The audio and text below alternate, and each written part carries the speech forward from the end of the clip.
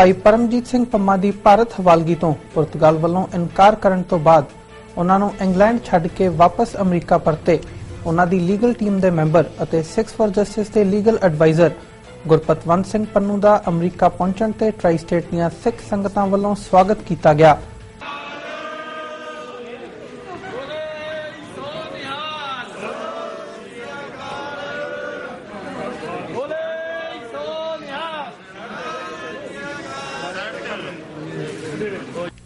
ਗੁਰਪਤਵੰਤ ਸਿੰਘ ਪੰਨੂ ਨੇ ਆਏ ਆਗੂਆਂ ਦਾ ਧੰਨਵਾਦ ਕਰਦਿਆਂ ਹੱਕ ਸੱਚ ਦੀ ਆਵਾਜ਼ ਬੁਲੰਦ ਕਰਨ ਅਤੇ ਸਿੱਖ ਕੌਮ ਦੀ ਚੜ੍ਹਦੀ ਕਲਾ ਲਈ ਸੰਘਰਸ਼ ਜਾਰੀ ਰੱਖਣ ਦੀ ਗੱਲ ਦੁਹਰਾਈ। ਬਿਰਥੀ ਕਦੇ ਨਾ ਹੋਵੇ ਜਨ ਕੀ ਅਰਦਾਸ, ਵਾਹਿਗੁਰੂ ਜੀ ਕਾ ਖਾਲਸਾ ਵਾਹਿਗੁਰੂ ਜੀ ਕੀ ਫਤਿਹ। ਜੋ ਅੱਜ ਤੁਸੀਂ ਸਭ ਨੇ ਮਾਣ ਦਿੱਤਾ ਹੈ ਔਰ ਜੋ ਭਾਈ ਪਰਮਜੀਤ ਸਿੰਘ ਪੰਮਾ ਦੀ ਭਾਰਤੀ ਹਵਾਲਗੀ ਰੱਦ ਹੋਈ ਹੈ, ਉਹ ਸਿੱਖ ਪੰਥ ਦੀ ਪੰਥਕ ਜਿੱਤ ਹੈ। ਭਾਈ ਪੰਮਾ ਦੀ ਆਪ ਦੀ ਨਹੀਂ, ਸਿੱਖ ਕੌਮ ਦੀ ਉਸ ਭਾਰਤ ਦੀ ਦਹਿਸ਼ਤਗਰਦੀ ਦੇ ਖਿਲਾਫ ਜਿੱਤ ਹੈ ਜਿਹੜੀ ਕਿ ਪਿਛਲੇ 30 ਸਾਲਾਂ ਤੋਂ ਉਹ ਲਗਾਤਾਰ ਦੁਨੀਆ ਭਰ ਦੇ ਦੇਸ਼ਾਂ ਵਿੱਚ ਫੈਲਾ ਰਹੇ ਸੀ। ਸੋ ਅੱਜ ਗੁਰੂ ਸਾਹਿਬਾਨ ਨੇ ਇੱਕ ਸੰਘਰਸ਼ ਨੂੰ ਨਵਾਂ ਮੋੜ ਦਿੱਤਾ ਹੈ ਕਿ ਭਾਰਤ ਦੀ ਸਰਕਾਰ ਜੋ ਲਗਾਤਾਰ ਸਿੱਖ ਸੰਘਰਸ਼ੀਲ ਯੋਧਿਆਂ ਨੂੰ ਜੋ ਕੌਮ ਦੇ ਲਈ ਆਜ਼ਾਦੀ ਦੀ ਗੱਲ ਕਰਦੇ ਹੈ ਔਰ ਆਵਾਜ਼ ਚੁੱਕਦੇ ਹੈ, ਉਹਨਾਂ ਨੂੰ ਅੱਤਵਾਦੀ ਕਹਿ ਕੇ ਬਾਹਰੋਂ ਲਿਜਾ ਰਹੇ ਸੀ, ਅੱਜ ਇਸ ਦੇ ਉੱਤੇ ਰੋਕ ਲੱਗੀ ਹੈ ਔਰ ਆਉਣ ਵਾਲੇ ਸਮੇਂ ਦੇ ਵਿੱਚ ਅਸੀਂ ਪੰਜਾਬ ਨੂੰ ਭਾਰਤ ਦੇ ਕਬਜ਼ੇ ਚੋਂ ਆਜ਼ਾਦ ਕਰਵਾਉਣ ਲਈ ਸੰਘਰਸ਼ ਜਾਰੀ ਰੱਖਾਂਗੇ। ਵਾਹਿਗੁਰੂ ਜੀ ਕਾ ਖਾਲਸਾ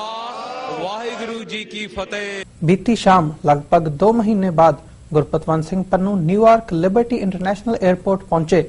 ਜਿੱਥੇ ਟ੍ਰਾਈ ਸਟੇਟ ਦੀਆਂ ਪੰਥਕ ਜਥੇਬੰਦੀਆਂ ਦੇ ਨੁਮਾਇੰਦਿਆਂ ਨੇ ਉਹਨਾਂ ਦਾ ਸਵਾਗਤ ਕੀਤਾ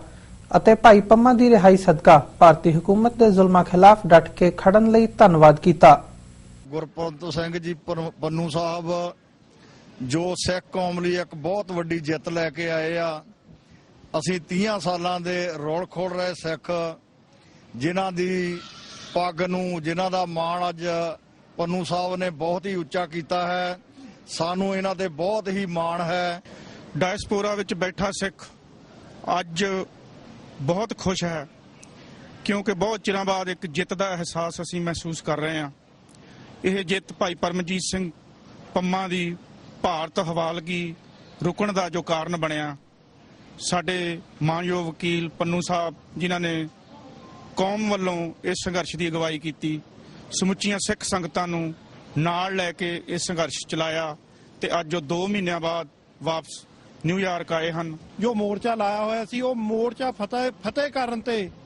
ਅੱਜ ਜੋ ਨਿਊਯਾਰਕ 에ਅਰਪੋਰਟ ਦੇ ਉੱਤੇ ਪਹੁੰਚੇ ਆ, ਇੱਥੇ ਦੀਆਂ ਜੋ ਈਸਟ ਕੋਸਟ ਦੀਆਂ ਟ੍ਰਾਈ ਸਟੇਟ ਦੀਆਂ ਜੋ ਗੁਰਦੁਆਰਾ ਕਮੇਟੀਆਂ ਦੇ ਨੁਮਾਇੰਦੇ ਔਰ ਜਥੇਬੰਦੀਆਂ ਦੇ ਨੁਮਾਇੰਦੇ ਭਾਈ ਗੁਰਪਤਵੰਤ ਸਿੰਘ ਜੀ ਨੂੰ ਜੀ ਆਇਆਂ ਕਹਿਣ ਲਈ ਕਿ ਇੱਕ ਬਹੁਤ ਵੱਡੀ ਜੋ ਜਿੱਤ ਸਿੱਖ ਕੌਮ ਦੀ ਝੋਲੀ ਦੇ ਵਿੱਚ ਪਾਈ ਆ, ਜੋ ਲੰਮੇ ਸਮੇਂ ਤੋਂ ਜੋ ਇਹਨਾਂ ਨੇ ਆਪ ਉੱਥੇ ਰਹਿ ਕੇ ਉਸ ਕੇਸ ਦੀ ਪੈਰਵਾਈ ਕਰਕੇ ਜੋ ਇੰਡੀਆ ਗਵਰਨਮੈਂਟ ਨੂੰ ਇੱਕ ਜਿਹੜੀ ਚਪੇੜ ਇੱਕ ਮਾਰੀ ਆ। ਅੱਜ ਭਾਈ ਗੁਰਪਤਵੰਤ ਸਿੰਘ ਜੀ ਪੰਨੂ ਜੋ ਸਿੱਖ ਕੌਮ ਦੀ ਆਵਾਜ਼ ਦੁਨੀਆ ਭਰ ਦੇ ਹਰ ਕੋਨੇ ਤੱਕ ਪਹੁੰਚਾਏ ਕਿ ਪੁਰਤਗਾਲ ਤੋਂ ਵਾਪਸ ਆਏ ਹਨ। ਭਾਈ ਪਰਮਜੀਤ ਸਿੰਘ ਜੀ ਪੰਮਾ ਜਿਨ੍ਹਾਂ ਨੂੰ ਕੋਈ ਇੰਡੀਅਨ ਇੰਟੈਲੀਜੈਂਸੀਆ ਨੇ ਡਿਪੋਰਟ ਕਰਨ ਵਾਸਤੇ ਪੁਰਤਗਾਲ ਤੋਂ ਅਰੈਸਟ ਕੀਤਾ ਹੋਇਆ ਸੀ, ਉਸ ਦੀ ਭਾਈ ਗੁਰਪਤਵੰਤ ਸਿੰਘ ਜੀ ਪੰਨੂ ਜਿਹੜੇ ਕਿ 2 ਮਹੀਨੇ ਤੋਂ ਪੁਰਤਗਾਲ ਦੇ ਵਿੱਚ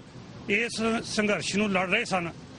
ਅੱਜ ਉਹਨਾਂ ਨੂੰ ਰਿਹਾ ਕਰਵਾ ਕੇ ਉਹਨਾਂ ਦੇ ਕੰਟਰੀ, ਉਹਨਾਂ ਦੇ ਪਰਿਵਾਰ ਦੇ ਕੋਲ UK ਵਿੱਚ ਪਹੁੰਚਾ ਕੇ ਅੱਜ ਨਿਊਯਾਰਕ ਦੀ ਧਰਤੀ, ਨਿਊ ਜਰਸੀ ਦੇ ਵਿੱਚ ਇੰਟਰਨੈਸ਼ਨਲ 에ਅਰਪੋਰਟ ਦੇ ਉੱਤੇ ਆਏ ਹਨ।